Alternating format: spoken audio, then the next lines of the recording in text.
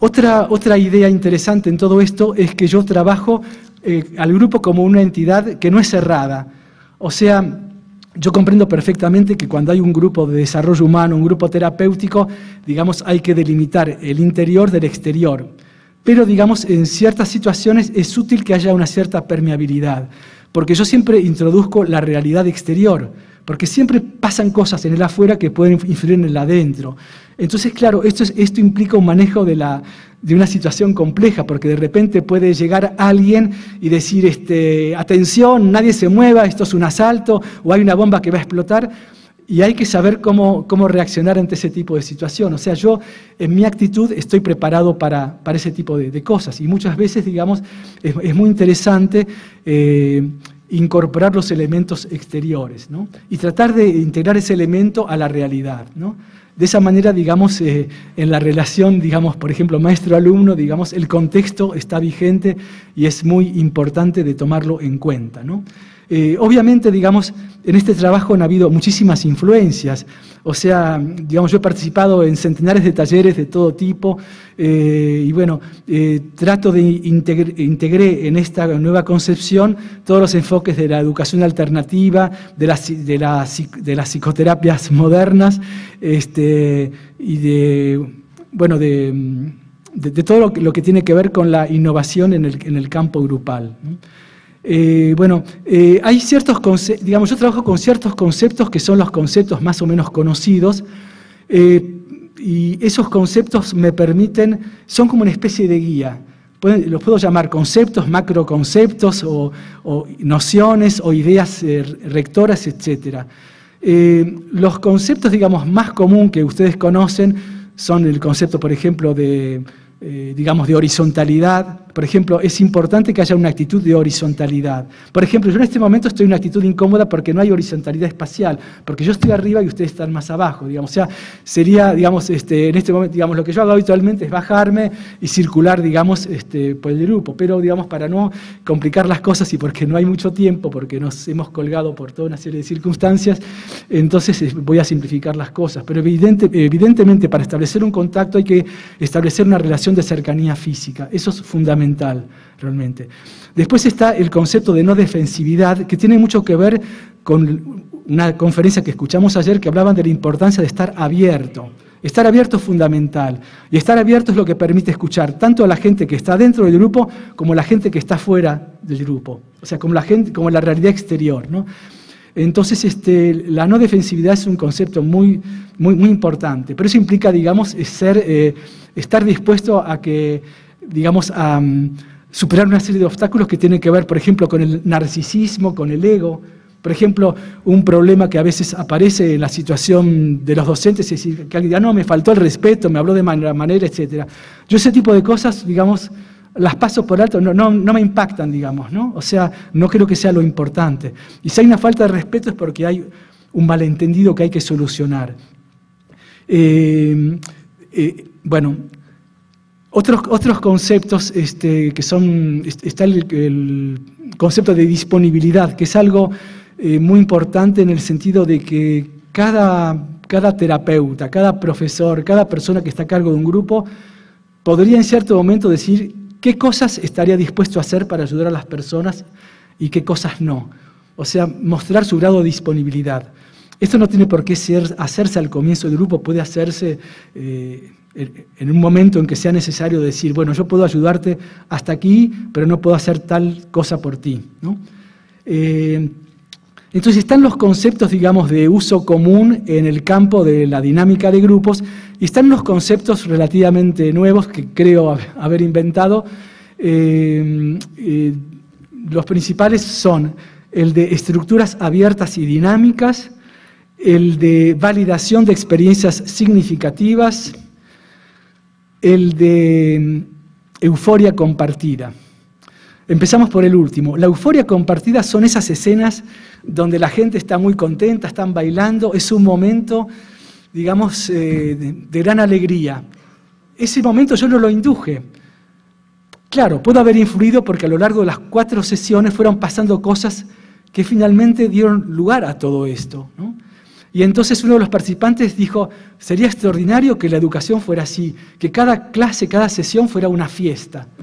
Y bueno, y eso, digamos, ese testimonio para mí es conmovedor. O sea, es importante que haya situaciones de placer en el grupo. O sea, en realidad lo que se ha demostrado es que el placer, en el sentido, digamos, de experiencias positivas en relación al otro, a uno mismo y al objeto de conocimiento, ayuda muchísimo al aprendizaje, ¿no? Entonces, este concepto de euforia, primero lo pensé como euforia, después como euforia compartida, porque la euforia compartida es algo como mucho más potente, es todo un grupo que de algún modo se está manifestando con alegría, con placer. Ahora, en esta experiencia hemos trabajado también con textos, o sea, lo que yo hago habitualmente es aportar una serie de textos breves con el objeto de que la gente pueda encontrar ideas nuevas y discutirlas en un contexto de libertad.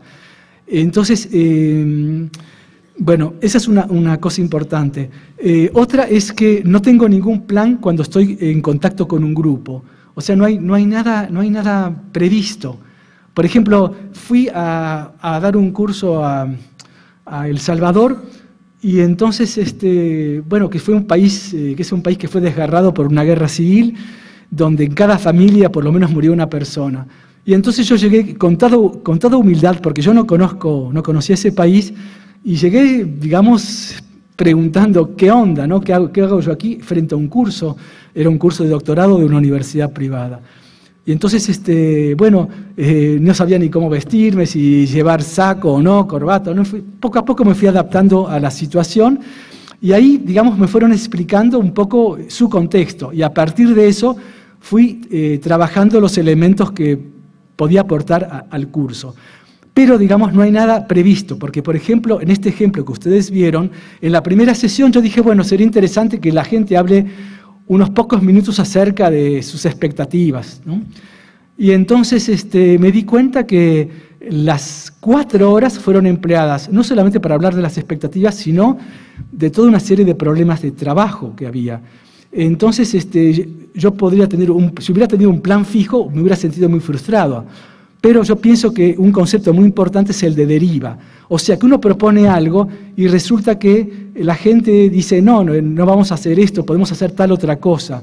Pero para eso uno tiene que estar conectado con ese concepto, digamos, de apertura, de no defensividad, de tener una actitud de estar en un buen contacto con el otro, ¿no? El primer concepto básico es el de estructuras abiertas y dinámicas. Esto significa que el contactor, así es el nombre que yo le doy a la persona que está a cargo de un grupo, va a hacer una serie de propuestas donde se anticipa a lo que él cree que son los deseos del grupo. Entonces va a hacer una propuesta de una manera, digamos, no contundente, de una manera, digamos, como hasta yo diría dubitativa, como ¿qué les parece? ¿Les parece bien que hagamos esto o hagamos tal otra cosa? Se pueden hacer varias propuestas al mismo tiempo. Y a partir de ahí, digamos, escucho la respuesta que pueda dar la gente. Y a partir de esa respuesta, digamos, mi propuesta podrá ser especificada o podrá ser en el límite, digamos, completamente descartada. Si la propuesta es descartada, significa que el contactor o la contactora de algún modo no estuvo sintonizada bien con el grupo. Propuso algo que no tenía nada que ver, o sea, fue una propuesta impertinente, ¿no? Eso pasa rara vez porque habitualmente uno más o menos sabe, tiene una idea con qué tipo de grupo está y generalmente, digamos, a la gente al comienzo no le gusta rechazar las propuestas. Y justamente por eso hacemos el esfuerzo para que las personas, digamos, acepten verdaderamente lo que se propone o lo modifiquen o lo rechacen eventualmente, ¿no? El otro concepto muy importante, yo antes lo llamaba presentación y validación de experiencias significativas. Actualmente lo llamo validación de experiencias significativas. Y se refiere a que a veces en el grupo pasan cosas muy rápidamente, o cosas que todo el grupo no captó bien, o cosas que a uno como podríamos decir, bueno, uno se saca de onda, digamos. O sea, ¿qué pasó aquí? Y no hay oportunidad para hablar de eso, pero el contactor debe ser consciente de que hubo un problema, hubo una situación difícil, hubo una situación crítica, y lo que hay que hacer es darle, explicitar frente a todo el grupo qué es lo que pasó. Incluso tiene una función didáctica, de mostrarles, miren, lo que pasó es que el compañero, digamos, estaba explicándonos tal cosa, y tal otro compañero lo interrumpió de una manera brutal, y bueno, por eso ese compañero, digamos, o compañera se puso a llorar, etcétera, etcétera, ¿no? Porque esa situación, digamos, de crítica puede paralizar al grupo, y una de las intervenciones que hace el contactor es una intervención que tiende a la continuidad, a que la energía del grupo, digamos, siga circulando. Y también a que si la energía del grupo decae, darle, digamos, impulso. O sea, eso significa tratar de evitar el aburrimiento, porque el aburrimiento no es nada interesante en un grupo, digamos, significa que prácticamente no pasa nada. Una persona aburrida es una persona que está casi fuera de la situación, y una de las labores, digamos, una de las cosas que puede hacer el contactor es ayudar a que la energía circule.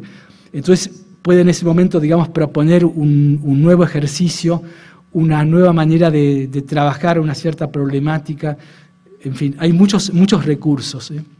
Una de las cosas que estamos haciendo últimamente, tanto en Bélgica como en París, es hacer lo que hemos denominado, es un instrumento que en educación podría llamarse educación a lo largo de la vida, que es un concepto que está un poco de moda actualmente. O sea, que es parecido a lo que es la educación permanente. Entonces, lo que hemos propuesto, y es algo que quisiera a lo mejor poder hacer esta tarde, es proponer una situación grupal donde se pueda discutir una problemática X, en la cual todos estén de acuerdo en discutir, pero a partir de las experiencias de cada uno. O sea, acá es algo muy interesante, porque esta idea, en principio, la tomé de lo que se llaman los cafés de filosofía que comenzaron en París, que le dicen café filó. Después el concepto se extendió y hay café, qué sé yo, de café del amor, café de la literatura, etcétera, etcétera. Pero el concepto ahí es que hay una persona, que es la persona que sí sabe, y la persona que da la información, y es algo que de algún modo, digamos, se alejaba de mi concepción. Entonces, pasé de la idea del concepto de debate, porque son lo que se llama café debate, a lo que se llama café o encuentro de intercambio intercultural. Y digo,